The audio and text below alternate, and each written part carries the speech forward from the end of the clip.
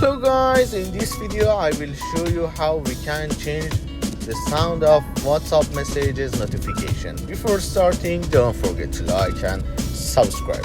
First you should go to the WhatsApp, go to the setting,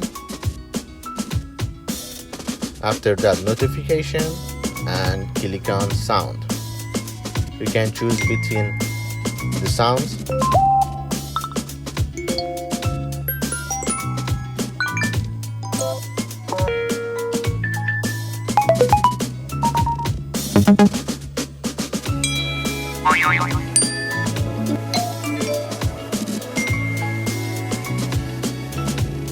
And you can change the group notification sound.